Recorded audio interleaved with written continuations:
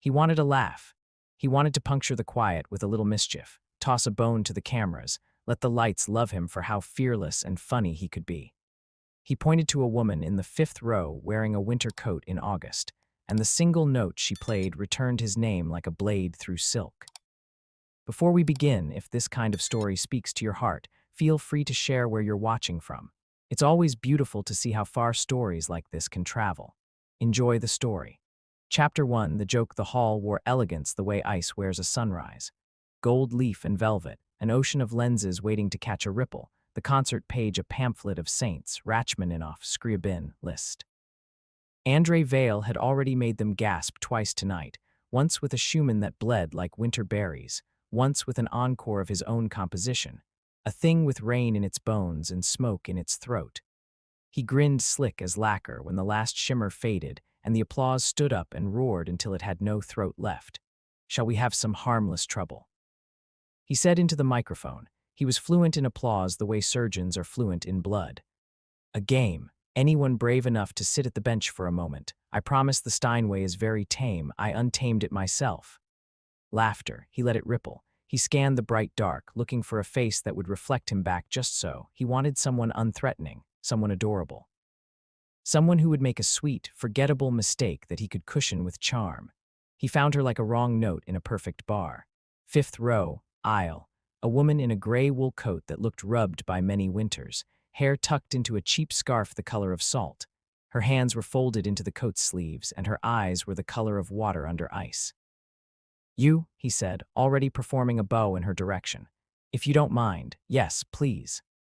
The audience shifted into a new mood in which they were both generous and hungry, the way crowds are when they smell proximity to the story that will be drawn through their day like a thread.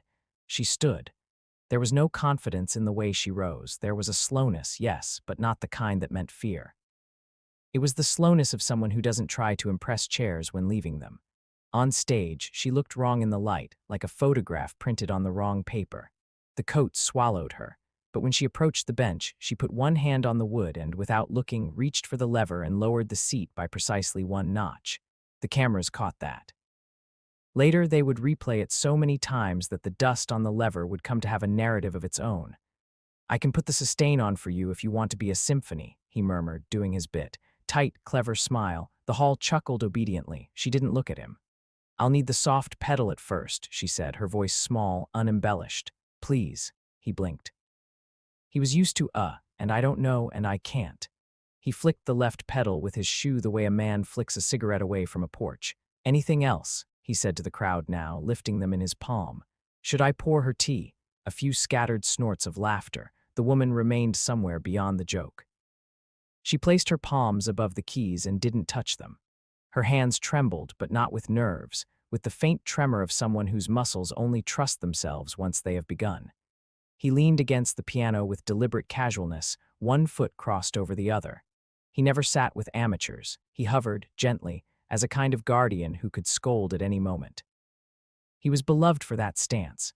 She closed her eyes, and the left pedal took the weight of her first touch like a confession. The note fell into the hall cool and plain, the way a penny drops into a river. Nobody laughed. The second note braided itself to the first, and the third leaned on the second like a shoulder when the street is too quiet. Soft, soft, a narrow melody walked into the hall. Andre Vale straightened an inch, which the cameras caught as well. He straightened another inch. He stopped leaning altogether and slid, instinct, down onto the bench beside her. He did not remember moving, but his whole body remembered the melody. It lit the edges of a door he'd kept closed so long he'd mistaken it for a wall. He had learned every room inside of performance, every trick by which you make 1,000 strangers breathe at the same time.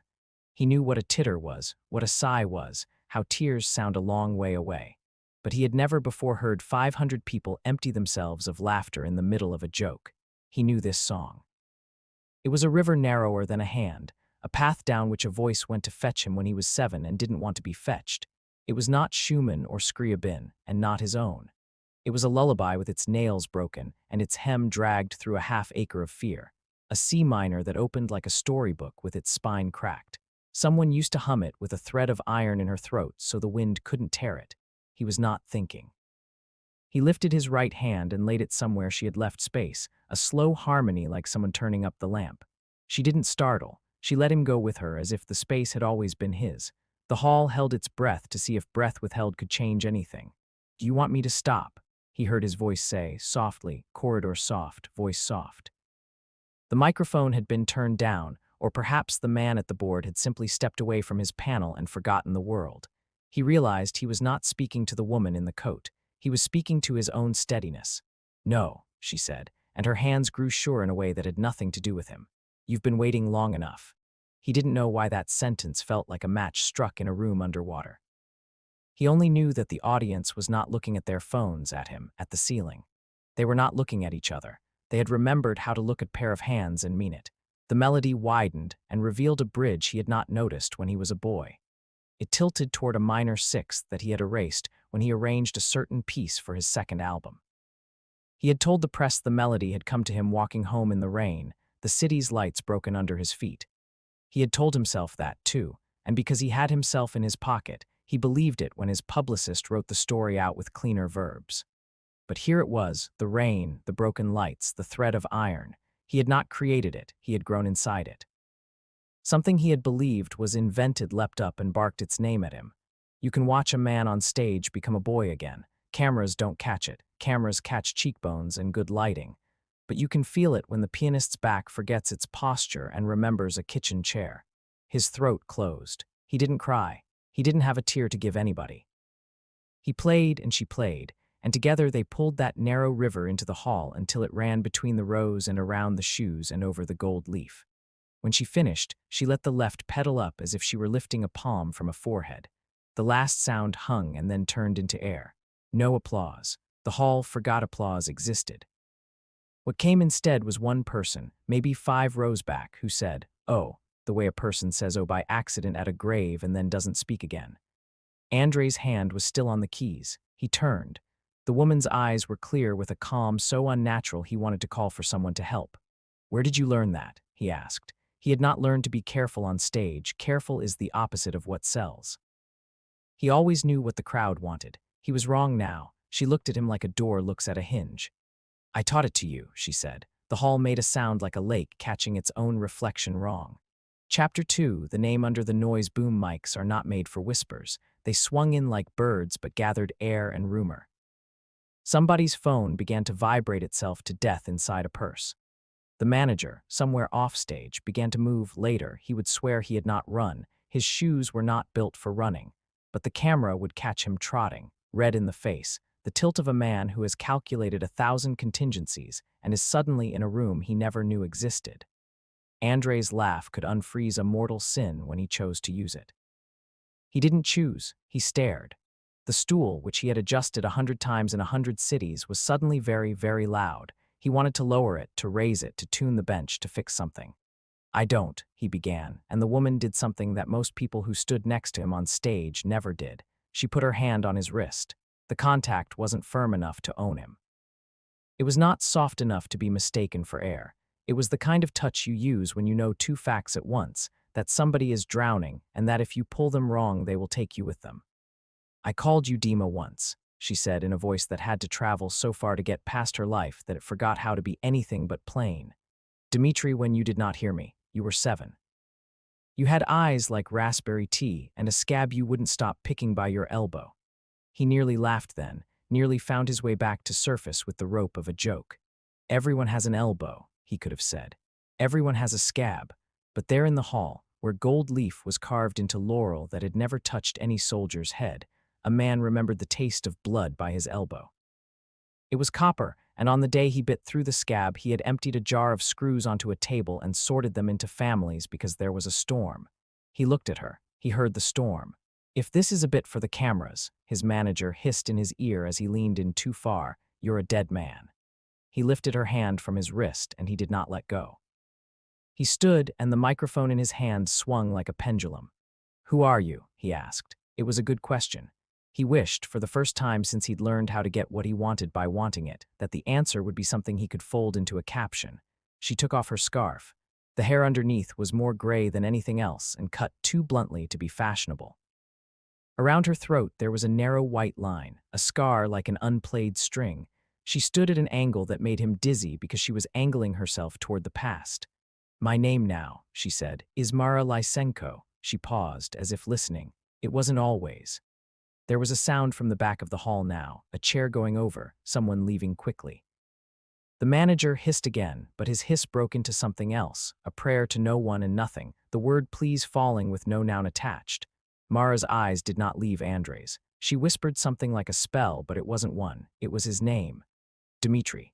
He might have laughed then if it had felt stolen. He might have refused to take the name if someone else had used it to own him. But it was the name as it had been spoken in a third-floor kitchen with the window, open to a courtyard where rain was falling onto a bent bicycle, and a man downstairs was yelling in a language that Andrei had never learned because he was a child and children do not waste their time on other people's fury. His main memory of that word was not sound. It was heat. The heat of a stove that took 3 matches to light, the heat of breath on his hair, the heat of a hand pressing his head gently to the table when the man downstairs threw something and the police did not come yet. He felt it now less like a head and more like a hand. In a hall full of people, Andrei Vale stopped being Andrei Vale. He sank back down onto the bench because his knees had been trained in civility. "Tell me," he said, and the hall leaned toward them as if leaning would make words fall faster. She did not tell him a story. She did not tell it to the hall, either. She placed her hands on the keys again and began to play something that wasn't music until it was. There is a way to talk when talking must be done in front of people who have paid to be there. There is another way to talk to a child after the nurses have gone. The second way was in her fingers. "This," she said, pressing a tremolo that shivered and then settled, "is the night you were born." A cluster of notes like rain on a metal roof, irregular, too loud, stopping and starting. Silence like holding breath until someone says push. Then the left hand came in low and soft, the earth under the hospital. A bright treble skittered light on water, then misstepped and corrected itself and became a lullaby again. "This," she said, sliding into an E-flat minor that could have been the hallway outside a courthouse, "is the day I lost you." He wanted to be above it, to analyze it, to call it manipulative. He couldn't afford to be manipulated by strangers. He also couldn't afford to ignore the fact that her fingers were telling him his own mouth's past. She lifted the foot from the soft pedal and let the sound be larger. It was not spectacular. It was not the kind of thing that gets carved into stone and stuck outside schools. It was simply clean. "You are not a stranger," he said. He looked at her hands because their certainty frightened him less than her face. "But you are," she nodded. "Yes." She stopped. She placed both hands in her lap. "I had to suture the noise shut to hear you. I went deaf, Dima," he jolted. It was too much to hold and his body opened a simple trapdoor shock to give him a place to lie down. She put 3 fingers on the wood of the piano and waited for him to climb back. "Mostly," she amended, as if tenderness required accuracy. "Not all at once. The factory ate it in pieces, but the songs stayed inside because they make their own sound. Your work," she nodded toward the air the way people nod toward their enemies, "blasted the rest of the world so loud that my own ones went quiet. For years. And then I bought a cheap ticket to the very back of a very big hall and you sat down and you didn't say your name. You said somebody else's. And then you played a piece about rain, and I had to leave before you were finished because all the inside sound came back and I was embarrassed to cry in front of the rich. Why didn't you come then?" He heard himself accuse and wanted to pull the accusation back between his teeth. "Why did you wait until tonight, until a joke? You made me." He stopped. He looked out, finally, at the crowd who had paid for feeling. "You made all this," she shrugged, a gesture so small that it made him angry because it made his anger grandiose. "I wrote letters. I brought them to the building with the glass door and the men with the hard faces. They asked me for numbers I didn't have and reminded me that you were important. I went away. It is easier, sometimes, to show a stranger you are theirs when they have asked you to." He closed his eyes. The manager had approached and retreated 3 times, the tide of commerce hissing around rocks. The sound engineer, whose job it was to know what volume emotions should be, had raised everything without meaning to. "Play," Andrei said. "Play the thing I stole from the rain." She smiled then, and the smile showed the shape of the girl she had been in the mirror of a pot lid. "You did not steal anything. You took a bowl and caught what fell." She placed her hands. "Here." She played the first 4 bars of his most famous melody, the one the critics had called vulgar because they could not believe that something so simple had the right to make people cry so hard. She played it wrong in a way that made it right. She placed the melody on the left hand and let the right hand lean, tentative, like a person learning one another's kitchen by night. He followed. Of course he did. He knew every piece he had ever performed well enough to walk backward through it blindfolded. But this was the original path, before he had cleared the thorns. This was mud. This was the way your ankle slips, and you have to laugh at yourself to keep from crying. He played so quiet that the microphones had to lean in between the notes to catch anything worth recording. He did not cry. He would later with the lights off and the windows open. Men like him always waited for the dark because men like him did not trust their tears to be beautiful. They finished. Someone clapped, a reflex. The hall shushed itself without knowing how. They were stunned, but stunned is a word we use when the world tells us to be quiet and nobody tells us what to say instead. He wanted to thank her, to go to her, to lift her hand like a boxer who concedes. Instead, the manager arrived with his apology jacket firmly on and his good teeth showing. Our program is miss perhaps if we could a break, the manager murmured, trying to rearrange the room so he could breathe again. Mara looked at him and then looked back at Andre. Don't let them throw me away again, she said so softly he almost didn't hear. He squared his shoulders. When Andre Vale chose to be stone, he was the kind of stone that has weathered armies without bothering to memorize their names. Nobody is throwing anybody, he said into the microphone, turning the hall's attention the way you turn a horse. He lifted the mic to his mouth the way a child lifts a bowl. Ladies and gentlemen, he said, if you came for music, you have already had it. What comes next will be me catching up. Chapter 3, the flood memory. The internet did what the internet does while he talked.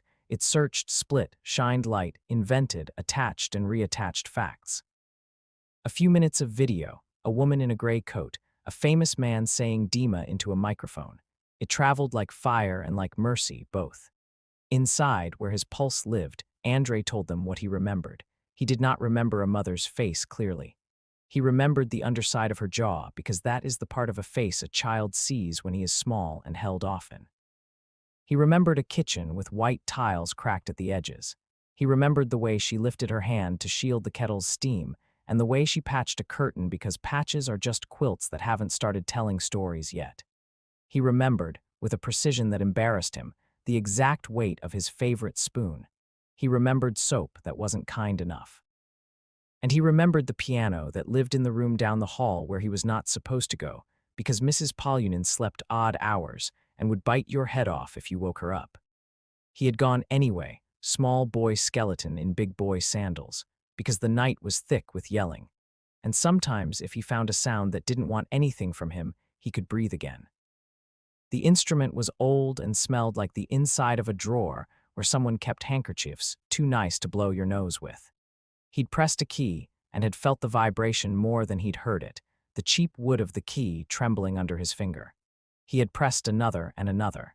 He had learned that you could make a room different by touching something very lightly.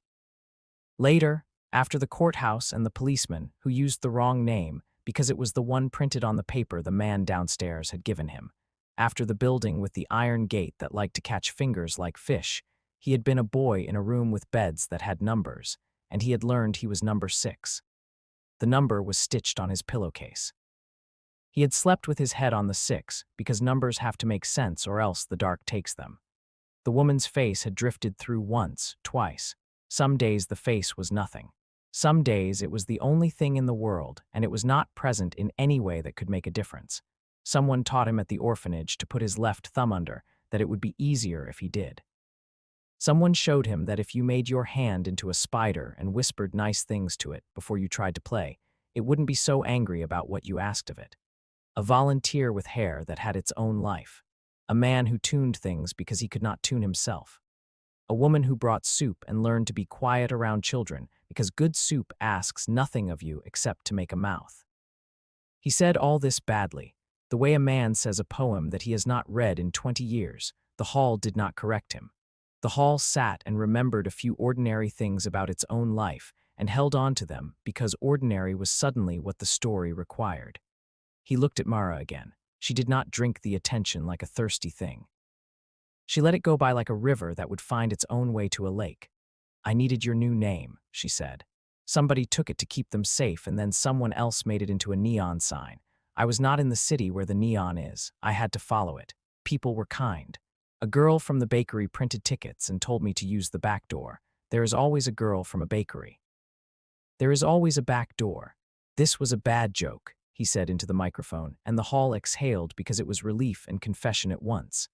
I meant to be a little funny, to remind everyone that the piano is not a dog that only obeys me. Instead, the only person not surprised is the piano. Laughter now, the right kind, the loose kind, the kind after crying. Play with me, he said to her, and he did not mean the word the way he had said play to anyone in years. She shook her head. A little, she conceded. But I'm afraid the lights will eat me and the microphones will do their swallowing. One piece, the one with your reign because it is my reign. One more thing. She put her hand in her coat pocket and pulled out something small wrapped in paper. And this? He took it. Paper wrapped around paper. He opened it and found a photograph curled at the edges, the kind that has survived wallets and kitchen floods. A boy at a table, head down, a hand covering his ear. It was him. He had his elbow on the table and there was a scab. He recognized the spoon. In the blur at the edge, a woman's hand. Soup. The photograph shook in his hand. He wasn't trembling, the world was. He looked up. What do you want? He asked, desperately, because this part he knew how to do. People always want. He had practiced generosity with money because money is a language you can learn if you have a tutor with good teeth. Mara looked at him the way one mountain looks at another. She had taken her coat off. Underneath, she wore a dress that had been mended with different shades of thread so that it looked like a field at the end of summer when the light is tired. Will you take your name back? She asked. That is all. He didn't understand. He was Andre Vale. He had been that since he was 15, and a man with a beard had told him in a room with bad coffee that Dmitri Koval sounded like a different boy's life.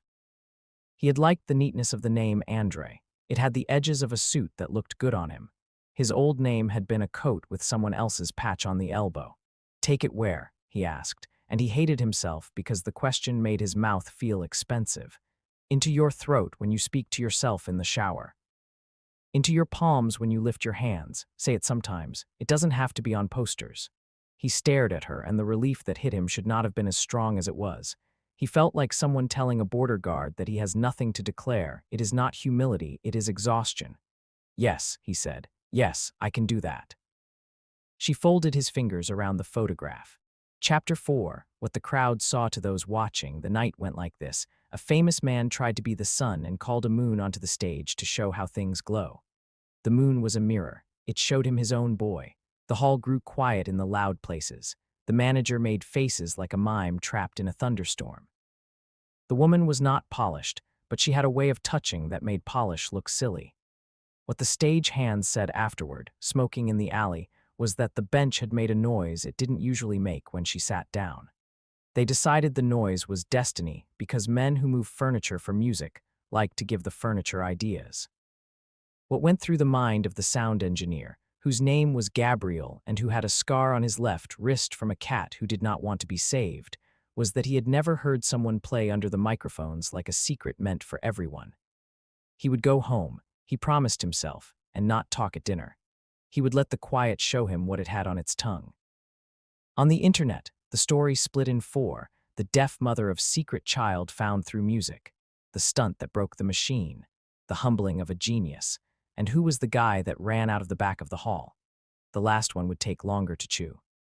In a dark bar, the man who had left quickly put his head in his hands and remembered a woman with a patched dress who had refused to let him in and a boy who had learned to lock a door before he could read the word.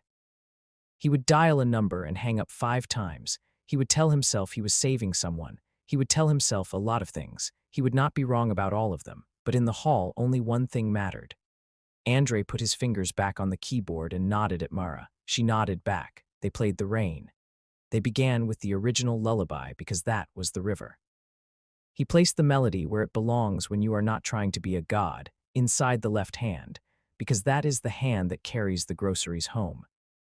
He allowed the right hand to be the distractions, car horns, the man shouting 2 floors down, the kettle beginning to scream, the promise that someone will come.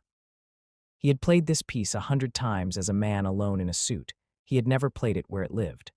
Mara was not flawless. Her left shoulder refused to lift as far as it should, and every time the music asked her to increase span, the ask cost something. People in front observed the tremor of her ring finger and found themselves willing it steady. It trembled anyway. Nobody died. Halfway through, she did something he had never thought to do. She took the melody from him on the inhale. He had exhaled the phrase out of habit, and suddenly it was not there to exhale. She took it on the in-breath and showed him that the music didn't need his breath to exist. He flinched and then laughed, not a performance laugh, the ugly one, the one that made him a kid with his hair sticking up, because surprise had become joy without asking his permission. At the end, she lifted both hands and let him keep the last note. He did not hold it long enough to make a point. He held it long enough to honor the dish that had caught it. They stood. The hall stood with them. There was noise now, finally, noise, grateful, ugly animal noise, and none of it was planned. Andre looked at the crowd and then turned, finally, the way you finally turn and face the person who has walked with you for 5 stops past where they meant to get off. "My name is Dmitri," he said into the microphone and smiled. "When I am alone, I say it. When I come here, you can still call me Andre. Both things can be true. If you have lost your name, you are not required to find it on a billboard. If you have 2 names, you are not a liar." He placed the mic down. "And this is my mother." There is a way crowds move. There is also a way water moves when weight is dropped into it. The hall became water.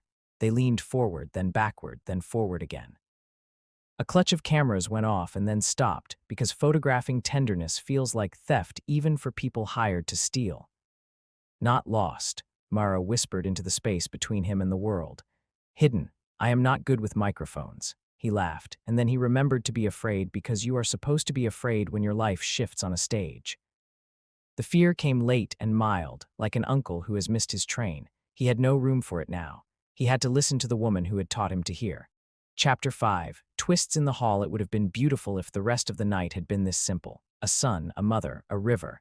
But lights attract insects. People with papers moved in corridors. The manager was a man who had convinced himself that his job was to anticipate shocks and make them look like lighting choices. He had half a thought to cut the feed. Backstage, the violinist for the second half, scheduled to join for a Brahms, was pacing, Bo tapping his knee. He hadn't signed up for tragedy. He loved Brahms because Brahms had gone to the trouble to write his longing down so other people could borrow it. He had no borrowing agreement with living women in patched dresses. Through all this chaos, a young woman in a staff jacket, blue, too big for her shoulders, clutched a brown envelope like a bouquet she wasn't sure she should hand over. She had been waiting all night by the side door because a woman in a gray coat had given it to her and said, "Only if he remembers. If he doesn't, it would be cruel to give a stranger a knife." The staffer had not asked what was in the envelope. She had learned that you do not look into things whose glue has already decided how this will go. Now she hurried onto the stage because what else would you do if you had the chance? She handed the envelope to Andre and stood there with too much spine for a girl with a trainee badge. He nodded without seeing her and slid his thumb under the glue.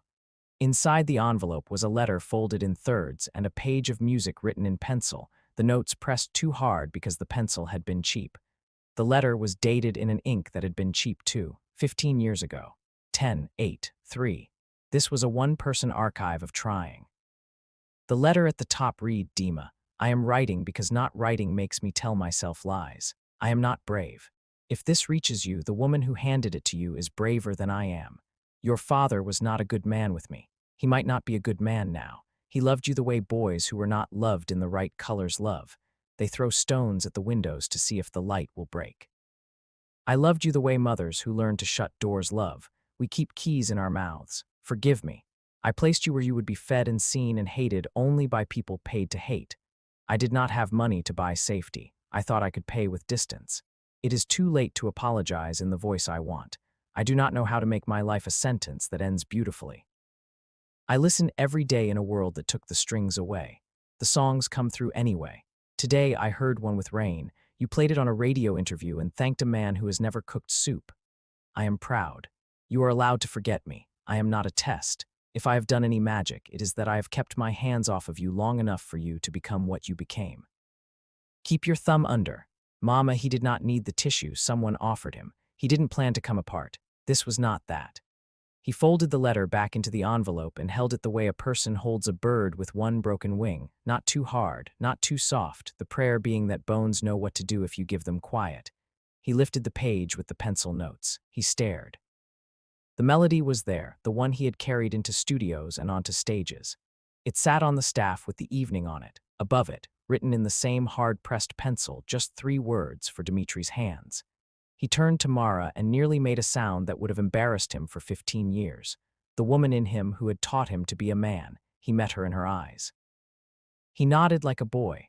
"We will play Brahms another time," he told the crowd softly. The violinist downstairs exhaled in relief and irritation. "We will let you go," he added. "But before you go, your hands, look at them. When you leave tonight, you will need them to turn keys and hold umbrellas and wipe your mouth after you eat something you cannot pronounce. They are yours." He lifted his hands. "Mine are mine. I have used them sometimes as if they were the last instrument I would ever touch. Please, if you came here to be reminded, the last instrument you will ever touch is somebody's hand." It was the kind of ending that would have sounded insufferable when printed in a magazine. It worked in the hall because nobody was taking notes. They were tired, and tiredness is often just an unadmitted kind of tenderness. He turned back to Mara. They did not hug. They weren't Americans. They did what people do when hugging is too risky. They leaned their foreheads toward each other and stopped a few inches away and allowed the air to do the touching. She started to leave quietly, because some people have learned to leave before anyone remembers to ask them for anything. The crowd did not let her. They did not stand in her way. That would have been ugly. They simply made the kind of noise you make at a tree that has lived too long in shade and is suddenly standing in the courtyard. She winced, not with fear, with hearing. It came and went. He held out his hand. She took it. Chapter 6. The after. In the days after, the city grew a mouth and chewed. Somebody in a newsroom wanted to call it a hoax. Somebody else had a mother and didn't. There were photos of Mara at a bus stop and photos of Dimitri, leaving a building with his head bare to rain. He called her the next morning because he had been taught to make coffee before he had been taught to call a mother. He had not slept. The rain piece, he could not say its name to himself any longer, rolled like a stone in his chest. He was a man who had been famous long enough to know how to hide from fame when he needed to, and he took a car with the windows darkened to a block where cars with dark windows did not go. He left the car and walked. Her building was what buildings are when they have decided to stay up longer than anyone asked them to. He pressed the buzzer, and the door opened without anyone asking who it was because a neighbor had propped it with a brick that had seen war. He climbed 3 flights and found an apartment where the door had been repaired, poorly, often. She let him in as if he were a neighbor. There was no drama. The kettle was already on. You do not get to cry about the past until tea is in cups. "I should have brought something," he said, suddenly an idiot, the kind of idiot who is very good at one thing and useless everywhere else. "You brought yourself," she said. "Stop while you are winning." She motioned to the table. He knew the table. It was not the table from the photograph. It had the same voice. He looked at her and saw for the first time the cost of the stage on a woman not built for it. The remedy is not privacy. Privacy is a couch. The remedy is dignity, and dignity is a wooden chair that does not wobble when you sit down. "I have money," he began, and she shook her head, not because money isn't useful, but because money is louder than the things she needed him to hear. "You have hands," she said. "You have shame. You have a manager who will call and call and call. You have an armful of strangers who would like to touch you because last night reminded them that touching is a way to prove you lived.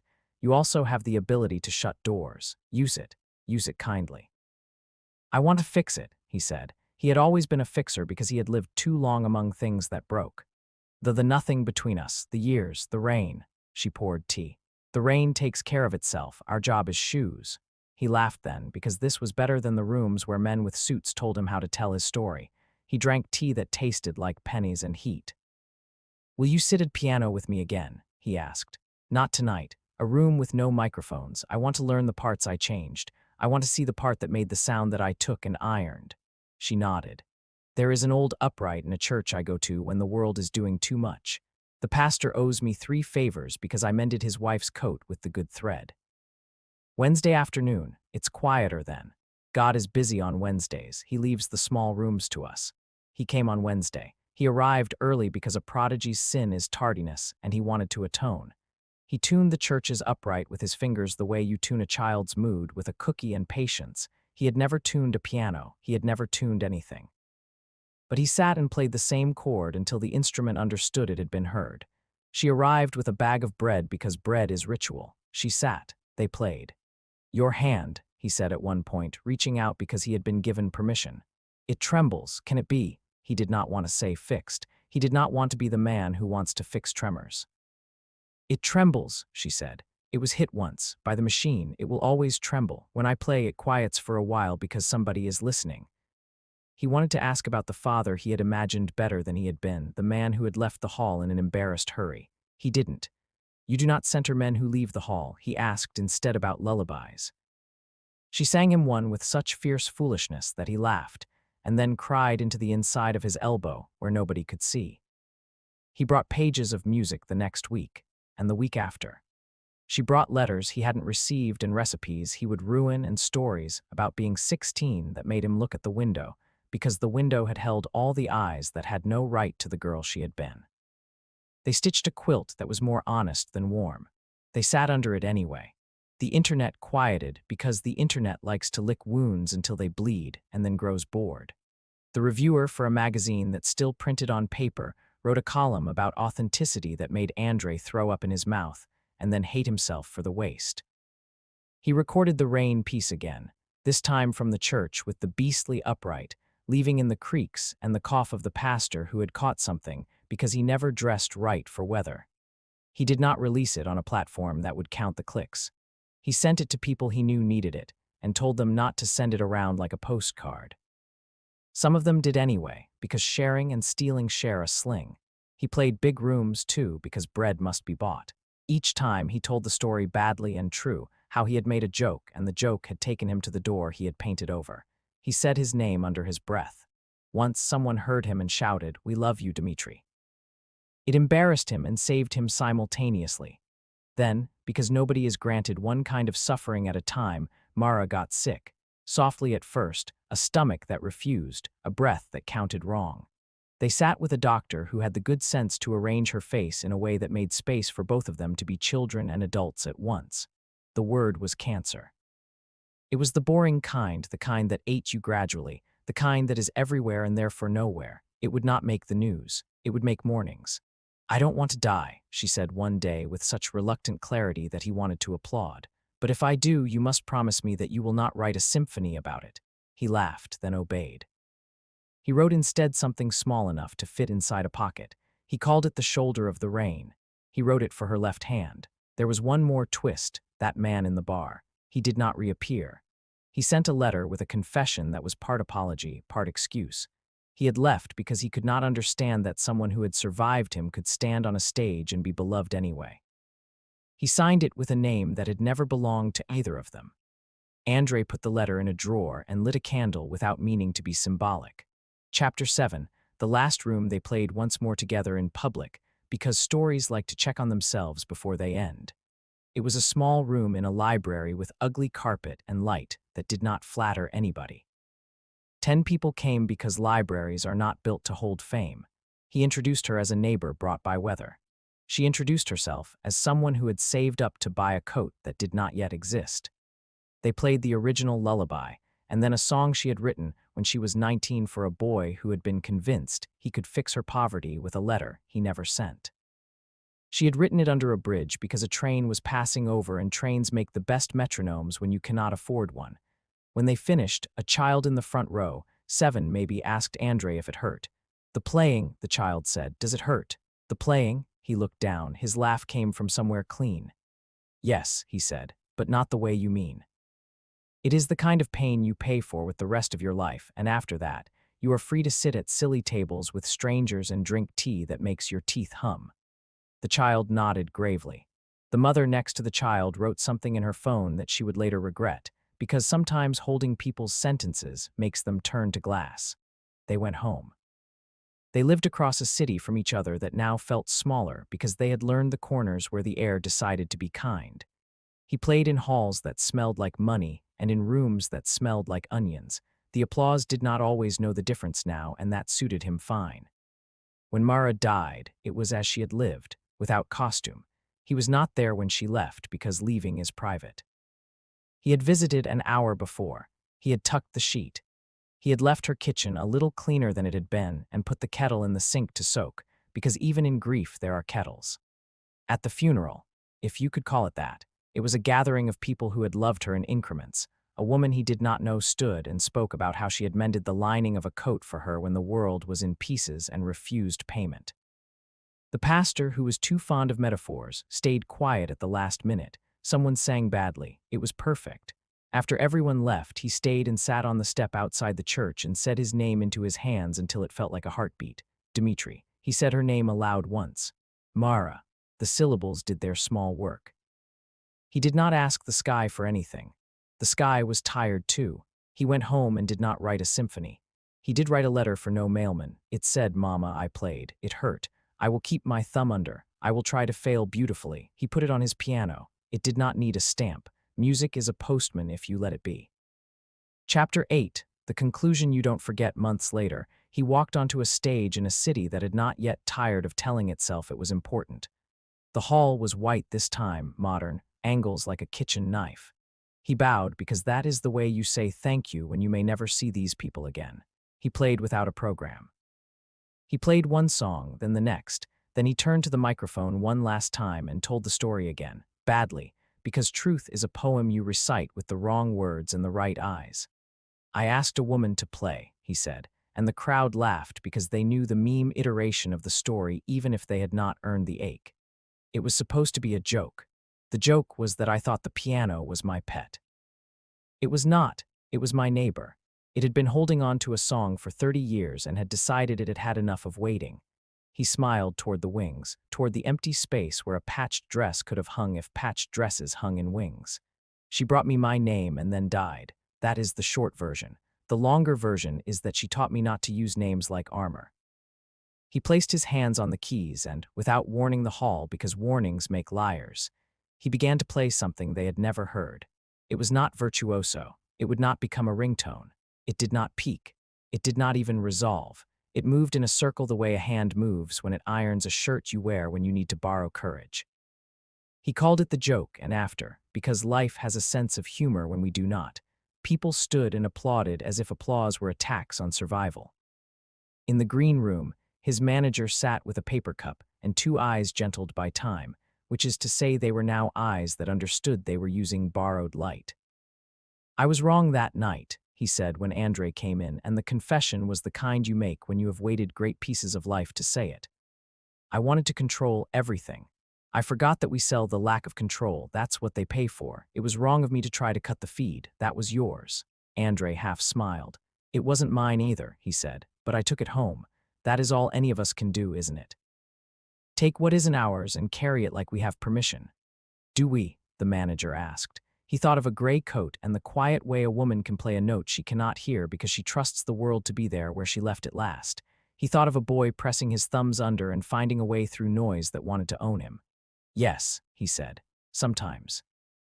And when we don't, if we are lucky, someone calls us by our real name and that's the permission." He left through the door that was not for stars.